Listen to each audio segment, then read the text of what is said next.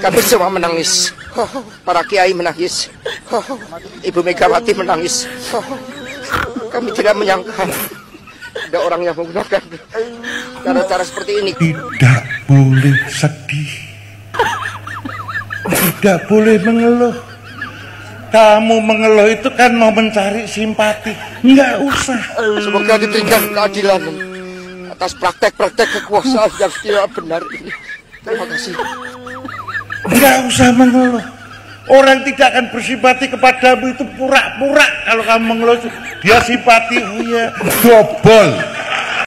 Saya semakin meyakini bahwa ini adalah kriminalisasi hukum. Kriminalisasi. KPK ungkap Harun Masiku kabur atas perintah Hasto. Toh, gitu Anda masih bilang kalau ini kriminalisasi. Karena kasus ini bukan hanya dilihat oleh PDIP, kasus ini bukan hanya dilihat oleh masyarakat Indonesia, kasus ini juga dilihat oleh dunia. Kalau Anda merasa Bapak Joko Widodo ada melanggar hukum, ya, Anda bawalah ke pengadilan, bawa buktinya sekalian, jangan cuma omong-omong saja.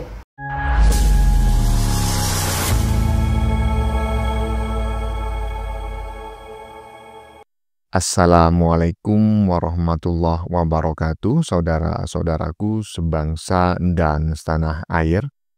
Dimanapun kalian berada, semoga kalian selalu dalam kondisi sehat walafiat. Berjumpa lagi dengan saya di Gaspol Update. Kami bukanlah buzzer pihak manapun, kami hanya menyajikan keputusan tetap ada di tangan Anda, teman-teman. Ini ada video yang menurut saya cukup menarik, yakni keisengan netizen plus 62 yang menggabungkan video si Moncong Kura-Kura ya, Sekjen Moncong Kura-Kura yang sedang menangis dengan video Bambang Pacul yang menyebut bahwa Korea itu tidak boleh menangis, ya kan? Iyalah, karena menangis itu tujuannya hanya mencari simpati. Ya iyalah, hahaha. Akhirnya menghadirkan efek yang sangat lucu menurut saya ya, setelah digabungkan kedua video ini. Ya beginilah kelakuan neti-neti plus 62 ya, sangat koclak-koclak, nggak punya akhlak dan di luar nurul ya. Selain itu juga ada komentar neti yang rata-rata enek dengan akting yang dipertontonkan oleh Sekjen Moncong Kura-Kura yang hingga kini masih merasa tidak bersalah ya, dan menganggap penahanan dirinya penuh dengan nuansa politis ya kan. Saya juga enek sebetulnya. Aduh, Moncong Kura-Kura, Moncong Kura-Kura. Nah, bagaimanakah videonya dan bagaimanakah respon netizen? Mari kita tonton bersama, kemudian mari kita komentari bersama di bagian akhir video. Ini dia. Kami semua menangis. Para kiai menangis. Ibu Megawati menangis. Kami tidak menyangka ada orang yang menggunakan cara-cara seperti ini. Tidak boleh sedih. Tidak boleh mengeluh. Kamu mengeluh itu kan mau mencari simpati. Nggak usah. Semoga diberikan keadilan atas praktek-praktek kekuasaan yang tidak benar ini. Terima kasih. Nggak usah mengeluh. Orang tidak akan bersimpati kepadamu itu pura-pura. Kalau kamu mengeluh, dia simpati. Oh iya, dobol. Kurang ajar ya, kurang ajar netizen yang menggabungkan video ini ya kan, antara video Sekjen Moncong Kura-Kura dengan video Bambang Pacul. Udah nangis masih diejekin Bambang Pacul. Ya, ini adalah teman separtai yang tidak punya akhlak. Bambang Pacul ini sebetulnya musuh dalam selimutnya Sekjen Moncong Kura-Kura. Lanjut. Banyak orang sifatnya setan, kalau lihat tetangga senang, banyak mikir yang bukan. Jangan, pengen ditibanin pajangan, nurutin iri, sakit dicari, bisa bunuh diri. ujung-ujungnya semua jadi tai. Tai lagi.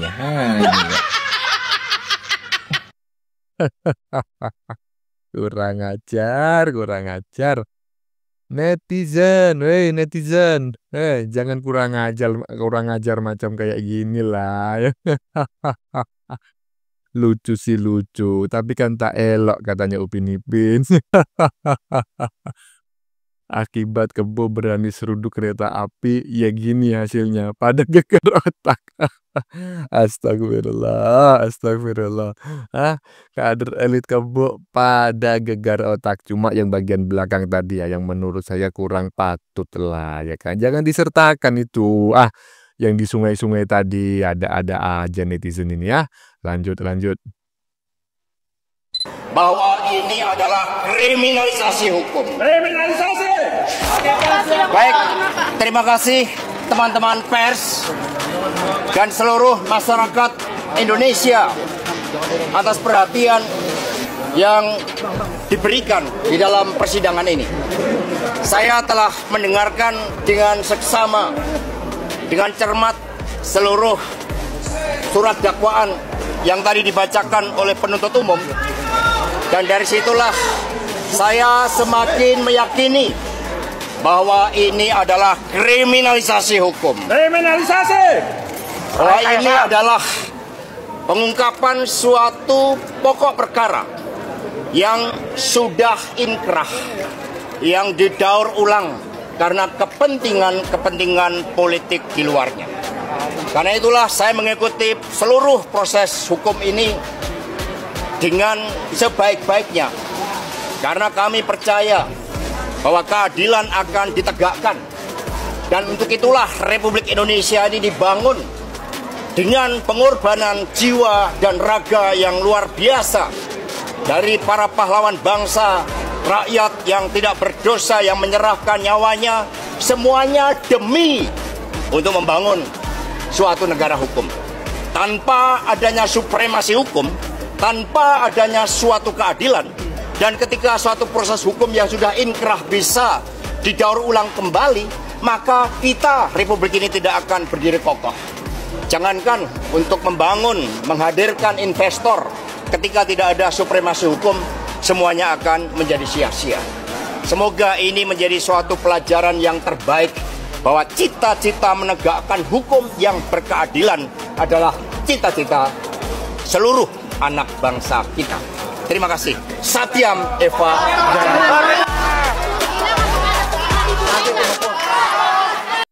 Waduh. Saya nggak ngerti ya gimana strategi yang sedang diterapkan ya, sedang dijalankan oleh Sekjen Moncong Kura-Kura secara khusus dan partai terbesar di Indonesia secara umum gitu ya. Karena saya melihat dalam sidang kemarin juga ada sesi foto gitu ya.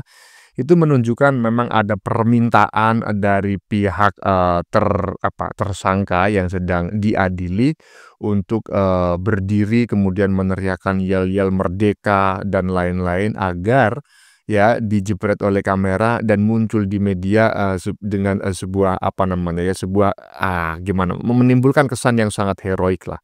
Termasuk yang baru saja kita saksikan ini pasti on design ya. Ini bukan kebetulan, ini sengaja on design. Cuma maksud saya adalah efektivitas strategi seperti ini saat ini itu sudah nggak tepat gitu loh. Mengingat seluruh rakyat Indonesia itu tahu posisi si Moncong Kura-Kura ini seperti apa gitu loh, ya kan? Bukan dizolimi, tapi memang pelaku, ya kan? Iyalah, lanjut. Saya tahu di banyak media sosial saya dikritik karena menghubungkan kasus Hasto dengan kepentingan politik ya, terutama dalam kaitannya dengan kongres PDIP yang akan dilaksanakan. Ada yang mengatakan begini, itu nggak ada hubungannya coy. Saya kasih orang yang buta politik akan mengatakan seperti itu. Karena tidak ada pengadilan atau proses hukum KPK yang tanpa politik. Apalagi yang kasus menyangkut soal sekjen dalam PDIP. Nah, saya hanya punya harapan dan ingin bahwa pengadilan kita tidak menjadi pengadilan yang tidak independen atau kangguru court yang hanya ikut ya dalam selera kekuasaan. Dan karena kasus ini bukan hanya dilihat oleh PDIP, kasus ini bukan hanya dilihat oleh masyarakat Indonesia, kasus ini juga dilihat oleh dunia. Bagaimana sebuah partai politik yang besar, seorang sekjen itu diadili proses hukum dengan bukti-bukti yang menurut Saudara Febriansyah yang sudah melakukan kajian itu bukti yang salah dan pembacaan bukti yang salah. Nah kalau bukti datanya buktinya salah dan pembacanya salah, ya dakwaannya juga salah. Nah, apakah ada basis yang kuat untuk menyeret kasus ini ke pengadilan? Menurut saya tidak. Kasus ini diseret semata-mata lebih karena muatan-muatan politik yang ada dalam kasus ini begitu luar biasa. Nah, jadi ini test case, ini ujian bagi pengadilan. Dan mudah-mudahan pengadilan kita bisa lolos dari ujian ini. Kalau pengadilan ini tidak lolos dari ujian ini, putusan ini akan menjadi putusan yang cacat dan proses hukum ini bisa disebut dari pengadilan yang sesat. Aduh Pak. Kasus ini, sidang ini tidak hanya akan disaksikan oleh rakyat seluruh Indonesia, tetapi juga seluruh dunia. Siapa? Rakyat seluruh dunia yang menyaksikan itu siapa? Aduh, jangan terlalu berlebihan lah ya, berhalusinasinya itu jangan terlalu berlebihan. Atau gini aja, jangan-jangan sedang mabuk kecubung ini orang ya kan, jadi ngomongnya ngelantur gitu loh. Jadi sidang macam kayak gitu seolah-olah seperti pertandingan sepak bola yang akan disiarkan di 48 negara di seluruh dunia dan disaksikan oleh sekian puluh juta pasang mata gitu loh. Aduh. Yang dibela sengklek ya kan, pembelanya juga sedeng. Gimana mau menang? Tok. Aduh, lanjut. KPK ungkap Harun Masiku kabur atas perintah Hasto. Toh. Gitu Anda masih bilang kalau ini kriminalisasi. Karena rejim tidak menyukai saya. Ada. Pak Hasto sudah terbukti bersalah melakukan suap. Dan Pak Hasto juga mengancam anggota DPR yang itu untuk turun kan, untuk mengundurkan diri kan, biar bisa digantikan oleh Harun Masiku. Bahkan Pak Hasto sampai mengancam anggota DPR itu biar mundur, biar diganti Harun Masiku, iya kan? Terus sekarang di mana Harun Masiku, Pak Hasto? Tolong ditunjukin Harun Masiku itu. Kayaknya di negara ini banyak Harun Masiku yang lain. Maksudnya PAW anggota DPR ini kayaknya banyak yang mundur karena memang ditekan oleh partainya, digantikan oleh yang mau ngasih uangnya. Sekarang gimana Pak Hasto? Mau membela diri apa lagi? Mau membela diri bahwasanya rezim ini benci sama Pak Hasto atau partai Pak Hasto? Enggak lagi lah yo. Masyarakat Indonesia sudah pinter. Pak Hasto ini ya pantas lah dihukum ya, biar nggak cuap-cuap lagi. Oke Pak Hasto, yang tenang Pak Hasto, nikmati lebaran di penjara ya. Oke. Tuh kan, Mas Agus Gemoy aja ngerti loh siapa Anda Pak Sekjen ya kan. Jadi gak usah lah pakai macak diri Anda cosplay sebagai Soekarno ya kan. Berapi-api bahwa Anda ini adalah tahanan politik. Aduh Pak Sekjen, udahlah berhenti ya makan kecubungnya ya, jangan banyak-banyak ya kan, karena efek kecubung itu nggak sehari 2 hari loh Pak Sekjen ya kan, bisa berminggu-minggu loh halusinasi yang disebabkan oleh makan kecubung itu ya kan. Pak Sekjen makanya kebanyakan jadinya macam kayak gitu.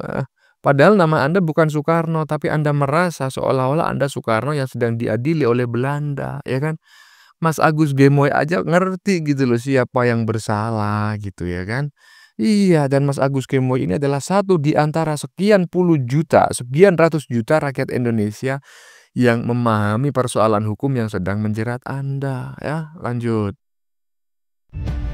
Mengapa Hasto Kristianto lebih suka disebut dengan status tahanan politik? Apakah ini merupakan sebuah kejujuran dari situasi yang ada saat ini? Ataukah ini harus disebut sebagai bagian dari skenario Hasto dan para kuasa hukumnya untuk mempertegas apa yang disebut sebagai kriminalisasi hukum yang menyandera Hasto Kristianto dan PDIP dalam kasus penersangkaan dan proses hukum yang sedang dialami oleh Sekjen PDIP ini.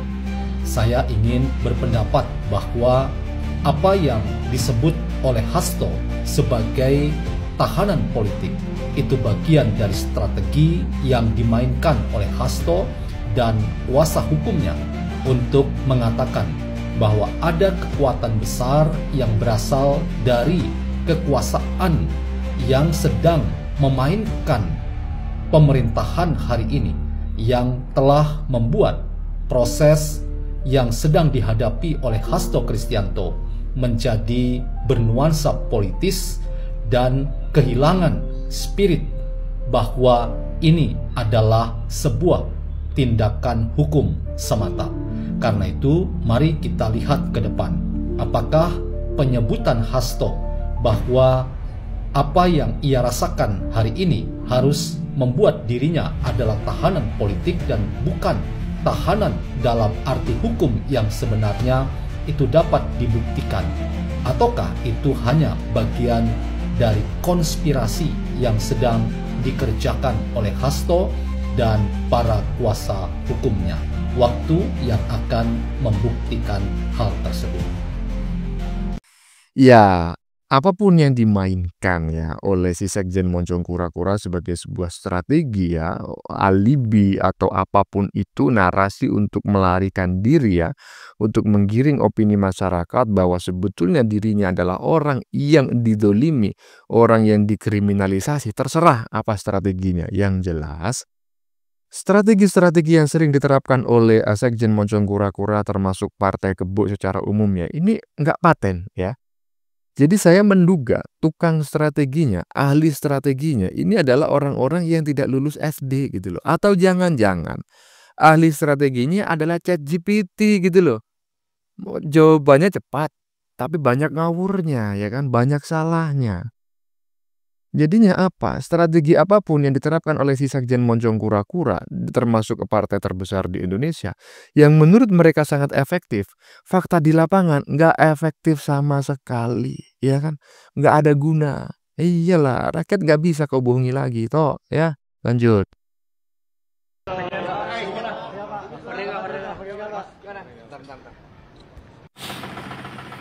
Kemarin saya pikir itu bisa menjadi Tuhan ya, nggak bisa tersentuh. Nggak pernah bisa dipanggil KPK, nggak akan bisa diperiksa, dan nggak akan pernah bisa untuk pakai baju oranye. Ternyata bisa juga. Aduh, ntar nggak bisa cuit-cuit lagi dong di media, nggak bisa cuit-cuit lagi gitu kan. Inilah ya, dia menggambarkan kehidupannya dia seperti presiden waktu zaman Jokowi. Jadi apapun gebrakannya dia, apapun yang dia omongkan itu selalu oke-oke fan, karena waktu itu mungkin Pak Jokowi itu masih di bawah standarnya dia bahasanya gitu. Meskipun Pak Jokowi seorang presiden, tapi mereka tidak pernah menganggap bahwa Jokowi itu seorang presiden. Menganggapnya hanyalah sebuah boneka kan gitu. Tapi mereka salah gitu kan. Inilah bahayanya kalau kita melawan orang baik kan gitu. Kita memfitnah, menghujat dan segala macam orang baik itu seperti ini. Apa yang kita tuai, nah itulah. Apa yang kita tabur, ya itulah yang kita tuai kan, seperti itu. Apa yang kita tanam, ya itulah yang akan kita petikkan, seperti itu. Dan untuk Pak Hasto sepertinya pede sekali gitu ya. Tapi ya mungkin itu suatu gambaran ya untuk menghilangkan ketegangan lah gitu. Ketegangan udah selama ini berkoar-koar, pengen memenjarakan orang, pengen meminta Pak Jokowi itu di segala macam kan, tapi ternyata dia sendiri yang kena kan gitu. Ya untuk menutupin semua itu ya hal yang lumrah sih. Dia merasa pede di depan kameramen atau depan wartawan-wartawan, itu hal yang biasa lah gitu, untuk menutupi diri sendiri bahwa dia adalah orang yang istilahnya yang tidak bersalah gitu kan. tapi disalahkan kan gitu. Ya kita sebagai rakyat dengan pemerintahan Pak Prabowo ini udah sangat puas ya, sangat puas sekali lah. Mudah-mudahan aja ada yang menyusul lagi lah Pak gitu ya, untuk teman Bapak nanti gitu ya. Kita berharap apapun yang akan kita lakukan, kalau kita bersalah dan bukti sudah konkret, bukti sudah lengkap di pengadilan, sudah ada ya, kita bertanggung jawab aja lah apa yang akan kita lakukan kan gitu Pak. Oke. Salam ya Pak ya, mudah-mudahan sehat selalu. Iya, ya saya lebih tertarik dengan si Sekjen Moncong Kura-Kuranya ya teman-teman ya, untuk mengomentarinya gitu loh. Karena barusan yang kita saksikan adalah komentar dari Mas Arben Wayang mengenai tingkah pola ya si Sekjen Moncong Kura-Kura ketika berakting di depan kamera. Koruptor zaman now, pede ngomong di depan kamera. Ya iyalah, ya kan, ini koruptor zaman now, ya kan? Iya, dan saya tertarik gitu loh untuk mengomentari tingkah lakunya si Sekjen Moncong Kura-Kura gitu ya. Tentu teman-teman pernah mendengar ya, orang yang malu akan kehilangan rasa malunya jika dia memakan atau mengkonsumsi zat-zat tertentu ya. Patut diduga orang yang melakukan korupsi, orang yang melakukan suap dan itu terbukti gitu ya, maksudnya itu sulit dibantah. Kemudian dia berakting ya, tampil di depan kamera tanpa terlihat sedikit pun rasa malu. Patut diduga orang ini dalam pengaruh zat-zat tertentu ya, misalnya zat kecubung lah ya, jamur kepong lah. Coba ya, saya berharap ini ya pihak KPK yang menahan Sekjen Moncong Kura-Kura ini melakukan tes urin gitu loh. Jangan-jangan ini Sekjen Moncong Kura-Kura ini dalam pengaruh zat-zat tertentu ya. Walaupun bukan zat-zat yang dilarang oleh negara ya, misalnya sabu-sabu atau psikotropika lainnya, enggak. Ya, kecubung itu kan nggak dilarang ya kan, jamur kepong kan nggak dilarang. Tetapi kalau itu dikonsumsi, orangnya nggak punya malu loh, orangnya berhalusinasi loh. Jangan-jangan ya, lanjut. Yang memang disiapkan oleh Presiden Joko Widodo ketika itu. Seorang pembela Hasto berbicara di depan publik. Ya, dia menuduh seolah-olah Hasto ini ditangkap karena kesalahan Bapak Jokowi. Pokoknya semua kader Banteng yang bermasalah dengan KPK, dengan Kejaksaan Agung, ya itu semua salah Pak Jokowi. Dia bilang kan ini semua adalah suatu upaya, satu kegiatan, rangkaian kegiatan yang memang disiapkan oleh Presiden Joko Widodo ketika itu. Mengapain pula Pak Joko Widodo menyiapkan, ya kan, untuk penangkapan Hasto. Habis itu bilang lagi agar supaya dia terlindungi dari masalah-masalah hukum. Masalah hukum mana yang dilanggar Bapak Joko Widodo? Kalau Anda merasa Bapak Joko Widodo ada melanggar hukum, ya Anda bawalah ke pengadilan, bawa buktinya sekalian, jangan cuma omong-omong saja. Itu pertama Anda bilang. Dan kemudian yang kedua, dia supaya ada orang-orang yang berhutang budi secara politik bisa dia minta memberikan balasan terhadap orang-orang yang dianggap berbuat tidak baik terhadap dia dan keluarganya. Bapak tunjukkan ya, siapa orang yang diminta Pak Jokowi, ya orang-orang yang berhutang budi secara politik sama Pak Jokowi. Ya diminta Pak Jokowi untuk memberikan balasan terhadap orang-orang yang dianggap berbuat tidak baik. Bapak tunjukkan aja, to the point, siapa orangnya. Jadi rakyat Indonesia ini berpaham. Semakin kalian menyudutkan Bapak Jokowi, semakin rakyat Indonesia ini tahu kebusukan kalian. Terus Anda bilang ya, kan Anda bilang tuh supaya orang-orang yang berhutang budi secara politik bisa dia minta memberikan balasan terhadap orang-orang yang dianggap berbuat tidak baik terhadap dia dan keluarganya atau hendak mencelakai dia dan keluarganya. Berarti Bapak berpikiran ya kan, ada orang yang berhutang budi sama Bapak Jokowi.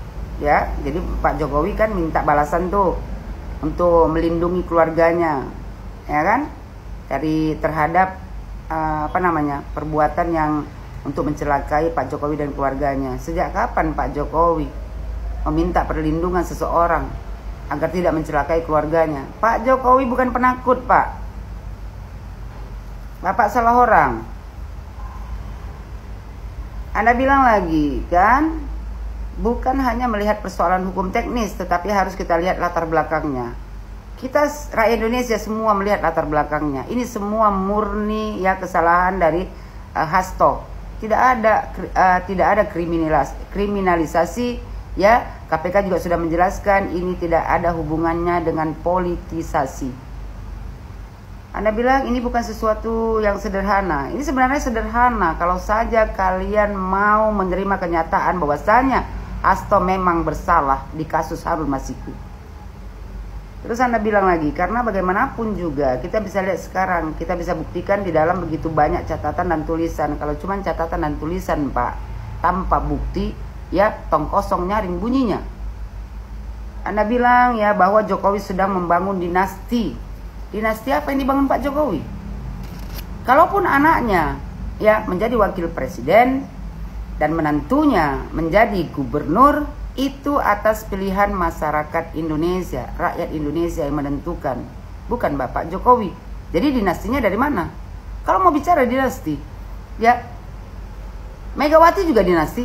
Coba anaknya, cucunya, bahkan ya keponakan Megawati bisa naik, ya kan, dilantik menjadi DPR RI. Padahal sebenarnya dia tak menang di pemilihan legislatif. Dia bisa menggantikan orang lain. Itu bukan dinasti. Jadi stoplah menuduh Pak Jokowi dinasti. Terus Anda bilang kan Joko Widodo sedang membangun dinasti. Nah, nampaknya ketika dinasti yang sedang dibangun ini tidak boleh diganggu, maka para pengganggu itu harus diperkarakan.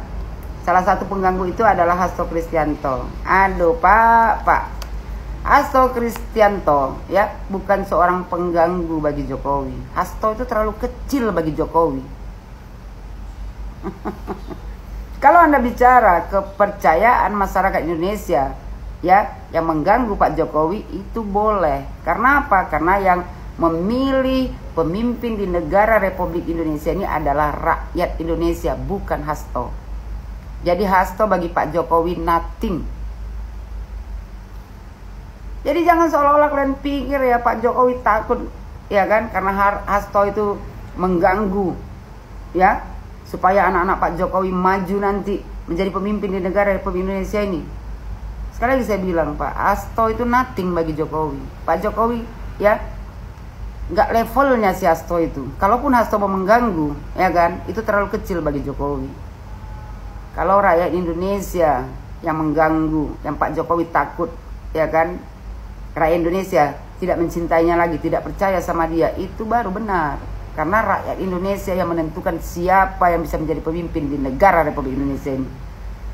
Semakin kalian mencari-cari kesalahan Bapak Jokowi, semakin banyak rakyat Indonesia ini yang terbuka mata hatinya dan matanya melihat kebenaran yang sesungguhnya. Banyak-banyaklah memfitnah Pak Jokowi, ya kan? Karena secara tidak langsung kalian membuka bobrok kalian sendiri. Udah jelas-jelas KPK menyatakan tidak ada politisasi dalam kasus Hasto. Hasto itu kan dijerat didakwa, ya kan? Ditetapkan menjadi tersangka atas kasus suap proses pergantian waktu antara DPR RI ya waktu itu Harun Masiku dan perintangan penyelidikan.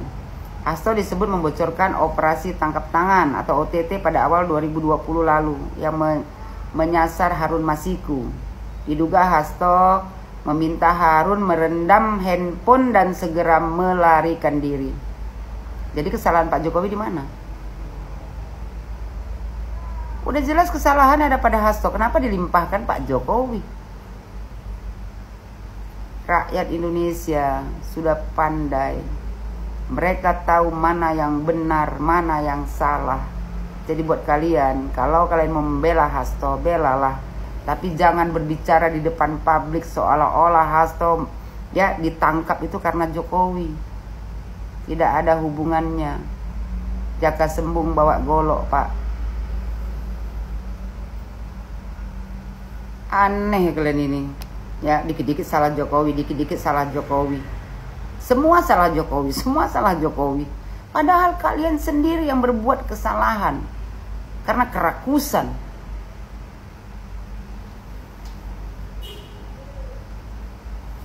Udahlah, suruh aja Hasto menjalani persidangan. Ya, kita tengok nanti. Kalau dia terbukti bersalah, terima kenyataan. Karena sampai sekarang juga Harun Masiku belum dapat. Ya kan, mudah-mudahan nanti kalau seandainya Hasto mau jujur, ya kan. Kalau Hasto tahu di mana Harun Masiku, kan lebih bagus Hasto tunjukkan di mana Harun Masiku. Yang bela, kalau mau bela itu Pak, berdasarkan logika, jangan berdasarkan omon-omon saja, dan mesti ada pembuktian. Kalau seandainya dalam kasus si Hasto ini, ya, itu ada sangkut paut ke Bapak Joko Widodo. Semakin tinggi kalian sekolah karena kebencian hati, ya kan, semakin bengak kalian nampaknya. Buat seluruh Indonesia, kita ini semuanya belajar pintar. Kita juga semua udah pintar karena kita udah gampang ya mengakses berita-berita melalui media sosial. Kalau seandainya Anda menerima satu berita, jangan telan mentah-mentah. Cek and recheck dulu kebenarannya, biar kita tidak dibodoh-bodohi oleh orang-orang yang mengaku intelektual, padahal ya hanya memikirkan kepentingan pribadi dan kepentingan partai. Iya, saya sependapat ya dengan apa yang disampaikan oleh Ibu Yohana yang cukup panjang sekali ya, hampir 10 menit ya. Ibu Yohana ini udah lama nggak bikin VT ya. Dulu masih saya mengelola channel konten-konten di channel sebelumnya ya. Kami sangat sering sekali menggunakan VT dan Stitch yang dibuat oleh Ibu Yohana sebagai materi gitu ya. Tetapi sudah cukup lama Ibu Yohana vakum dan baru saja ini kembali lagi aktif ya membuat VT dan Stitch. Tapi yang nggak ketulungan, Stitch-nya panjang kali ya. Kalau bikin komentar panjang kali sampai 10 menit ya kan, capek pula saya mendengarkannya. Tapi nggak masalah lah, daging yang kita dengarkan tadi. Iya, intinya saya sepakat lah ya dengan apa yang disampaikan oleh Ibu Yohana gitu loh. Ngapain Pak Jokowi membuat strategi macam gini, macam kayak gitu. Udahlah ya kan. Tuduhan sekeren apapun tuduhan ya, semeyakinkan apapun sebuah tuduhan tanpa dibarengi dengan bukti, itu jong, itu fitnah ya.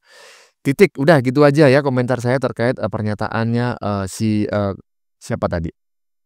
Pengacaranya si Sekjen Moncong Kura-Kura ya. Oke teman-teman ya, sudah kita saksikan bersama beberapa video yang sudah kami sajikan. Tadi di bagian depan kita lihat bersama video tentang komentar dari Mas Agus Gemoy yang tidak habis pikir gitu ya, kenapa kalau seorang sekjen yang selama ini mengaku menjunjung tinggi supremasi hukum dan nilai-nilai demokrasi, begitu ditangkap karena kasus suap Harun Masiku, menyebut dirinya sebagai tahanan politik. Waduh. Inilah efek sekjen mabuk kecubung ya. Kamu itu tahanan tipikor toh ya, yaitu tindak pidana korupsi gitu loh ya. Tipikor itu tindak pidana korupsi karena suap itu masuk bagian dari korupsi. Ngerti toh? Ini memang sekjen muka beton kalau menurut saya. Oke, teman-teman.